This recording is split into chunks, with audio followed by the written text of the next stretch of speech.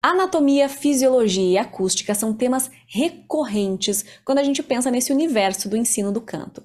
E quando a gente pensa nos cursos, vários deles, inclusive o meu curso de formação de professor, são baseados nessas áreas do conhecimento. E eu vou te explicar o porquê que isso acontece e o que é cada uma dessas coisas para você entender melhor como aplicar isso na tua prática. Meu nome é Daisy Schultz, sou professora de professores de canto e nesse canal você encontra tudo sobre ciência e pedagogia vocal. Eu vou começar pela anatomia. Anatomia se refere a formato, posição e tamanho das estruturas do nosso corpo. Repito, formato, posição e tamanho das estruturas do nosso corpo. Ou seja, a gente vai estudar o nosso corpo como ele veio de fábrica. E eu vou trazer um exemplo aqui dentro do sistema respiratório, mas saibam que essas ideias se aplicam aos 3 subsistemas da voz: respiração, fonte e filtro. Olho na tela. Quando a gente olha para isso daqui, a gente vai pensar na anatomia disso. Olha só como fica. Primeiro vamos pensar nas coisas que tem, né? A gente tem narinas, fossas nasais, a gente tem faringe aqui atrás, tem toda a cavidade oral, a laringe, traqueia, chegamos nos pulmões, aqui a gente tem os brônquios, os bronquíolos, os alvéolos pulmonares. Pronto, essa é a anatomia. Veja que tem todas essas coisas. E aí a gente começa a pensar mais profundamente. Por exemplo, laringe. Qual que é o tamanho dessa laringe? Cada indivíduo vai ter uma laringe de determinado tamanho. E isso lá no fim das contas vai dizer até qual que vai ser a qualidade desse som, o timbre que eu vou ouvir. É um timbre mais grave, é um som mais agudo, é um som mais claro, mais escuro, tudo isso tem a ver com laringe, com o tamanho dela, com a posição dela no nosso pescoço. O mesmo vale para tamanho de pulmão. Um homem vai ter um pulmão muito maior do que uma mulher e obviamente vai caber muito mais ar ali dentro. Cerca de 7 litros de capacidade vital, mulher 5 litros. Então, claro que a anatomia do corpo influencia em muitas coisas que vão acontecer em relação à nossa voz. Mas não é só por isso que a gente estuda anatomia. Mas a gente estuda isso porque vai ajudar a gente a entender o próximo tópico, que é a fisiologia. Ou seja, o que eu faço com essa estrutura que veio de fábrica? Qual é a ação que eu vou desempenhar? Isso é fisiologia, tem a ver com a função que eu desempenho. Ou seja, os músculos aqui dentro vão fazer contração, relaxamento, e esses músculos vão gerar movimentos que vão gerar ações dentro do corpo. Vamos pensar, por exemplo, na inspiração e na expiração. Pensamos primeiro na inspiração. E aqui a gente olha o diafragma. O diafragma é o principal músculo da nossa inspiração. Ele tem a sua anatomia e ele tem a sua fisiologia. Qual que é a fisiologia do diafragma?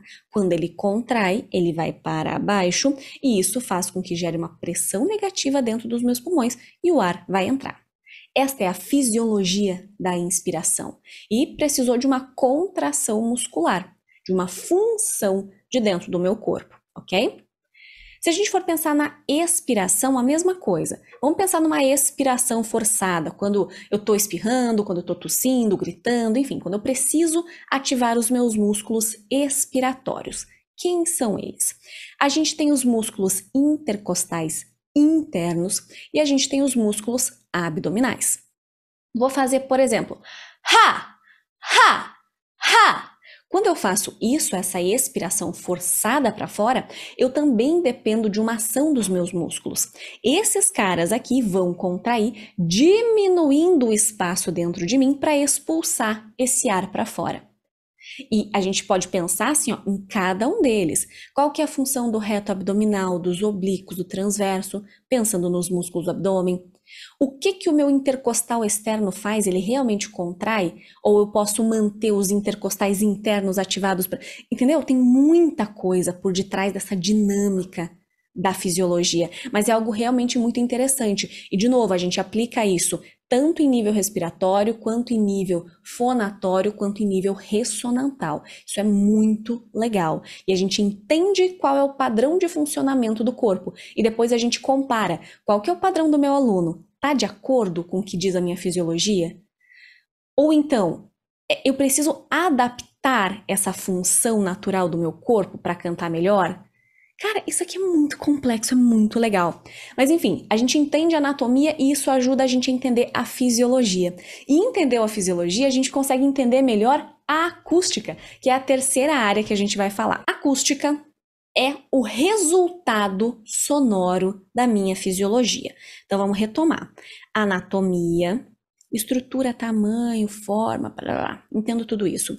Isso vai influenciar a minha fisiologia, a função, a ação que eu desempenho no meu corpo. Essa ação que eu desempenho no meu corpo vai gerar um output, vai gerar um som, um resultado sonoro.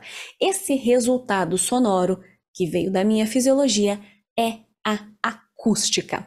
E aí a gente pode estudar esse resultado sonoro. O que eu posso estudar aqui? Vários parâmetros. Por exemplo, harmônico, ruído, jitter, shimmer, tem várias coisas ali. Eu posso estudar a frequência fundamental, eu posso estudar o declínio espectral, eu estudo os formantes, eu estudo a ressonância. Cara, isso aqui é muito complexo. E quando a gente consegue juntar esses três conhecimentos dessas três grandes áreas, a gente consegue ter uma visão muito mais apurada sobre a voz. A gente consegue entender por que aquele agudo não está funcionando, por que aquela língua está tensionando, por que a laringe está alta, por que esse som está soando agudizado, por que aquele está soando agravado, por que está faltando potência. Tudo isso é clareado na nossa mente quando a gente tem todos esses conhecimentos dentro de caixinhas lá no nosso cérebro. E a gente vai ativando cada uma dessas caixinhas, vai abrindo essas gavetinhas de acordo com a necessidade do nosso aluno. Espero que você tenha gostado desse vídeo, deixa o teu like, se inscreve no canal e eu vou trazer cada vez mais conteúdos relevantes pra gente, Prof de Canto. Até a próxima. Tchau!